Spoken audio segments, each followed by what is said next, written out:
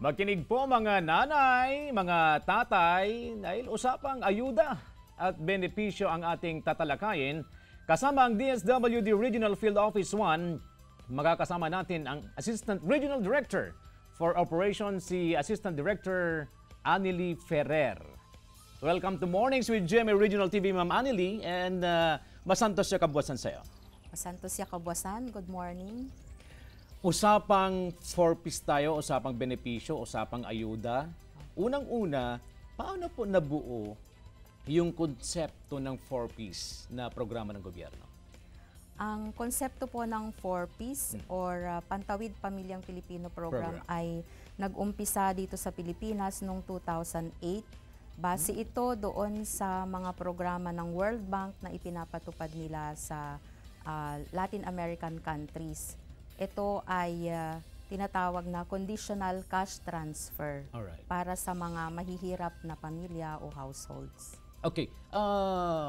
Paano pinipili, ang lead agency dito is DSWD, paano pinipili ng ahensya yung mga magiging miyembro o magiging beneficiaryo ng 4Ps?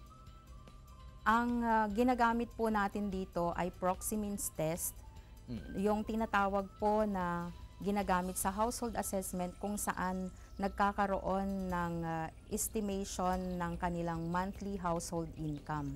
Okay. At lahat po ng mga nandoon sa mababa sa poverty threshold base doon sa poverty data na pinapalabas ng Philippine Statistics Authority, sila ho ay kinoconsider na mga poor households. So, poorest to the poor. Opo. Okay. Kung sino na po yung mga nandoon sa listahan ng poor households, base po dito sa ginamit na survey sa pamamagitan ng proxy-means test, ay sila ho yung mga potential na maging benepisyaryo nitong conditional cash transfer. Okay. So, dito sa Pilipinas, listahanan yung tawag natin doon.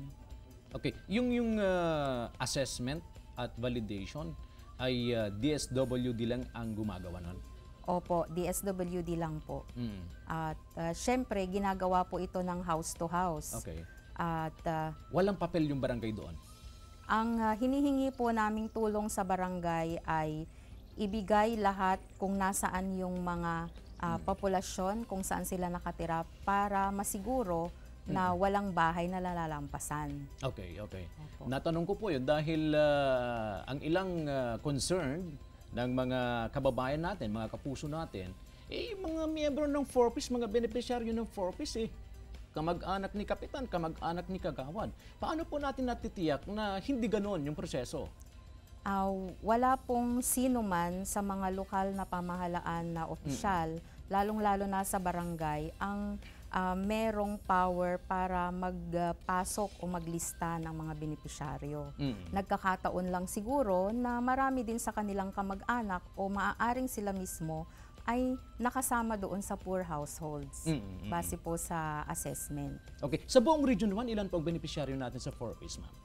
Meron po tayong nasa humigit kumulang 200,000 na 4Ps beneficiaries dito sa Region 1. Household yun? Opo. Household. Opo. Okay. Bago tayo magpatuloy, Ma'am Manny, may katanungan mula sa ating kapuso. Si Kapusong Claire Lacanilaw, may kasama siya magtatanong. Claire? CJ, andito tayo ngayon sa Dagupan City at may mga katanungan ng ating mga residente tungkol nga sa DSWD at nandito ang ano pong pangalan po nila? Encarnacion Lambino po. Okay. Ma'am Encarnacion, ano po yung katanungan po natin sa DSWD? Tanong ko lang po kasi yun po sa purpose po. Kasi nung isang taon pa yung anak ko po, kinuha nilang pangalan po. Tapos hanggang ngayon po, 8 years old na po siya. Wala pa po. Ano po yung requirements po para maka-member po sa purpose po? Ayan, CJ, katanungan ni Ma'am Encarnacion Lambino. Ma'am Annely? Opo. Ang requirements unang-una po ay kailangan na sa listahan po ang inyong sambahayan doon sa poor households. Malalaman niyo po yan kapag kayo po ay pumunta doon sa opisina po ng 4Ps sa inyong munisipyo at i-check po nila sa database kung kasama ang inyong household doon sa tinatawag nating poor households. At kung sakaling kasama man kayo at saka lang nila kayo pagsasubmitin ng mga birth certificate at iba pang mga identification. Okay, maraming salamat, Ma'am Anneli. Claire, meron pa bang magtatanong dyan na kapuso natin? Ito naman po si Ma'am. Ano pong pangalan po nila, Ma'am? Ageda Escalona. Ma'am Ageda, ano po yung katanungan po natin sa DSWD? Ano po yung hugot po natin na itatanong? Hindi, tinatanong ko lang naman kung paano yung online registration sa sa senior citizen, kasi paano na yung mga hindi alam mag-online. Katulad ng isang kaibigan ko, bulag na nga yung yung nag-a-assist sa kanya, hindi pa marunong mag-online. Paano nang mga makapagre-register yung mga yun? Yun lang. Okay, Ma'am. Ma'am? Si Jay? Ang online registration po ay ipinapatupad ng National Commission for Senior Citizens in coordination sa mga local government units. Kaya kung hindi po kayo marunong, makipag-ugnayan po sa opisina ng inyong Office of the Senior Citizens Affairs, yung tinatawag po nating OSCA, at doon po nila kayo tutulungan kung papaano po magparehistro. Alright. Okay, maraming salamat, Claire. Balikan ko si Ma'am Anneli sa mga katanungan, iba pang katanungan. Okay, ang isang household, magkano po yung tinatanggap per month? Meron pong po pwedeng nasa maximum ng 3,200, pero dito po sa Region 1, dahil hindi nga ho magkakapareho, ang average lang po ay nasa 2,100 per month. Per family yon? Per household na po yon. Ang ibig sabihin, maaring sa isang household may 2 pamilya. Okay. Ma'am, ano pong reaction natin dahil ang sinasabi nila, dahil sa 4-piece na ito, ang Pantawid Pamilyang Pilipino program, tinuturuan lang yung mga Pinoy na maging tamad. Ayaw na magtrabaho dahil meron silang hinihintay na ayuda mula sa gobyerno. At ang nagiging problema, hindi na sila naghahanap ng trabaho. Mayroon pong iba't ibang mga programa ang DSWD para po matugunan yung mga pangangailangan ng pamilya. At hindi ho sapat yung halagang 3,000, for example, para sa pangangailangan ng isang household, lalo't kung sila ay merong mga pinag-aaral na anak.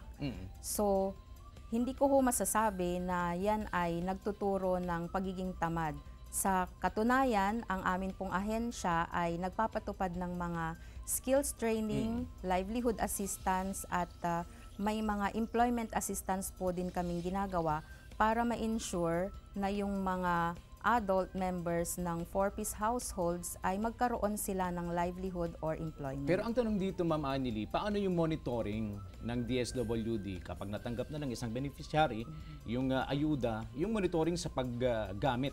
Nagagamit ba sa tama yung natatanggap nila?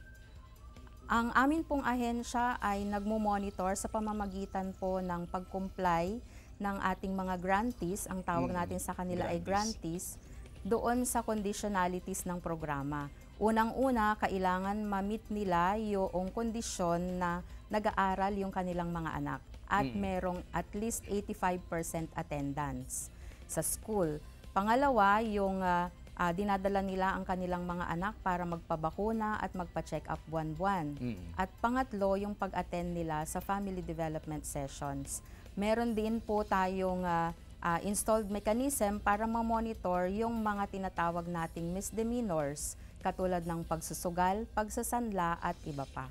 Alright, marami pa sana akong tatanungin tungkol sa 4-piece, pero kapos tayo sa oras. Maraming salamat, Ma'am Anneli Ferrer. Maraming salamat din po. Okay, mga kapuso, dyan lamang po kayo mga kapuso, magbabalik ang Mornings with GMA Regional TV.